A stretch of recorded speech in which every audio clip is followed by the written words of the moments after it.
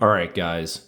While I eagerly paint towards the completion of the Strasbourg project, I thought I would do some videos pertaining to the project, not directly related to it, that can help you guys with some of your late Roman, late Germanic, ancient wargaming projects. So in front of you is a selection of metal miniatures. I'm going to add in a sixth miniature in here that isn't metal for size comparison. This is almost a complete sampling of what is currently on the market for late Romans. Missing are the Foundry miniatures and the small range from Black Tree Design. The Foundry miniatures are going to be the smallest in both height and chunkiness, thickness, however you want to say it. I have about 36 of the Foundry guys. They're already in my painted units, and they are the smallest. I can tell you that right now. They probably go best with the Gripping Beast guys that we'll get to, but they are going to be overall the skinniest and the shortest. So I have no idea how the Black Tree Design late Romans are. I ordered them 2 months ago. They are not here in true Black Tree Design fashion. I have sent 2 emails to no avail. I might give it another week or two, and then I'm going to open up a PayPal case. It's like Black Tree Design is like that girlfriend that you want to love, that you just want to love her, but she keeps sleeping with your friends. And it's like, how many times until you're just like, all right, you ain't never going to change, girl. Like, time to just cut the cord. But alas, I keep ordering from Black Tree Design. I love their miniatures. I have about 100 of the World War II guys, and they're always pretty damn good, Russian and Germans. And so I really wanted to give I needed some filler for some of my late Roman units, so I bought only like 12 to 16 of their late Romans. That's really all. They have a very small line, and yeah, they're not here. So, okay, on to the meat and taters of the subject here.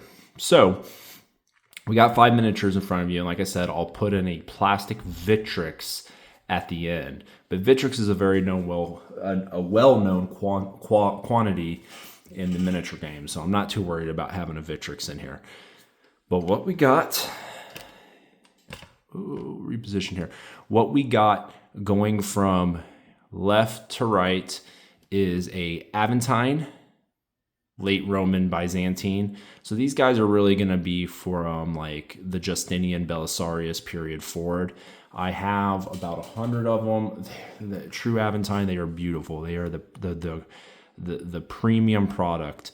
Next to it is also a really good product in my opinion, and that is going to be the Footsore. So nothing wrong with the Footsore.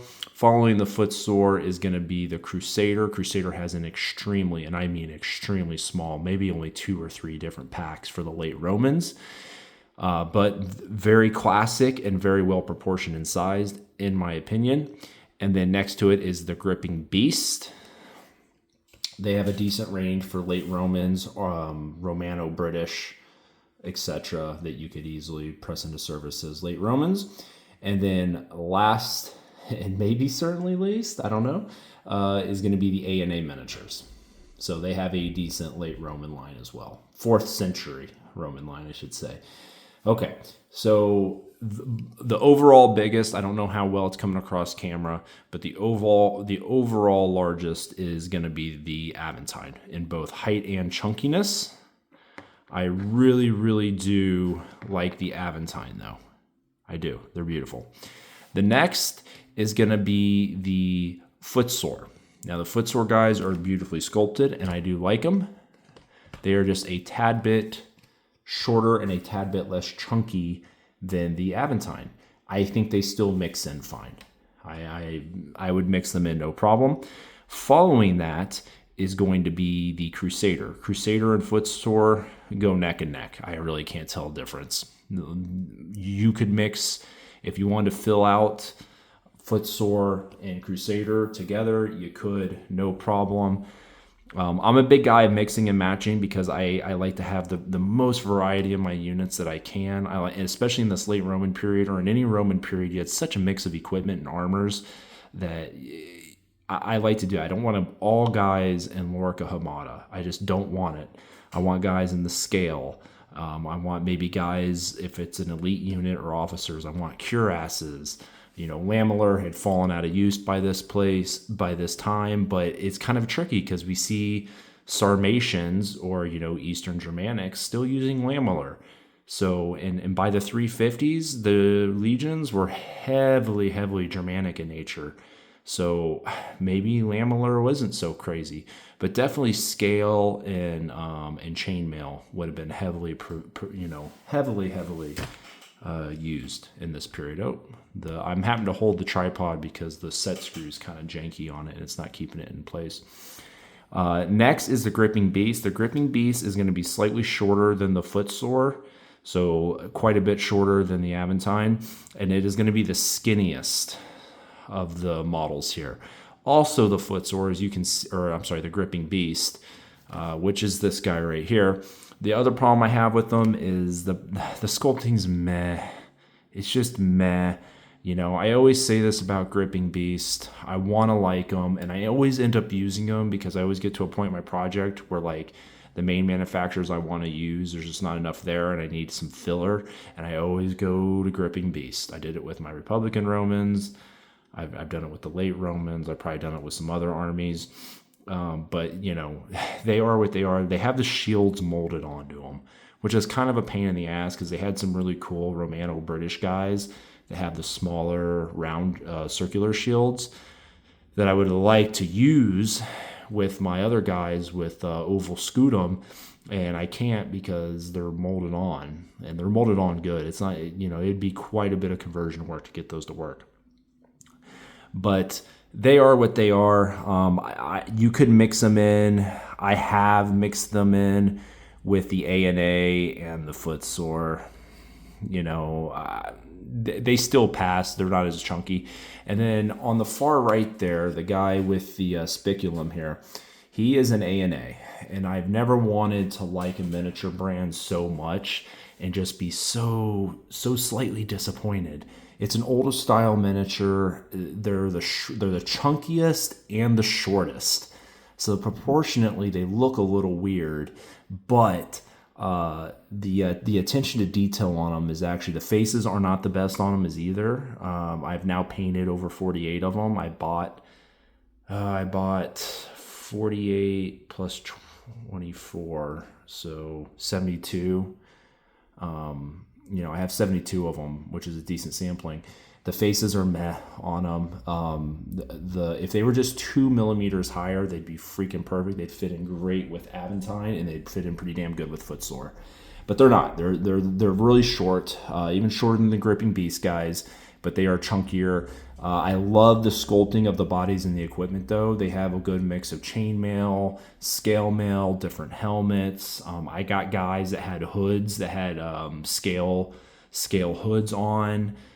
Guys with Manichae on their arms. So just like a really good, and they all have Pugios on them. Unfortunately, most of them they don't have Spatha, they have Gladius. So they're kind of more of 3rd century Crisis era. But that's okay. I don't mind that. I can live with the Gladiuses on there. So that's that. I'll pause and we'll insert a Victrix Late Roman.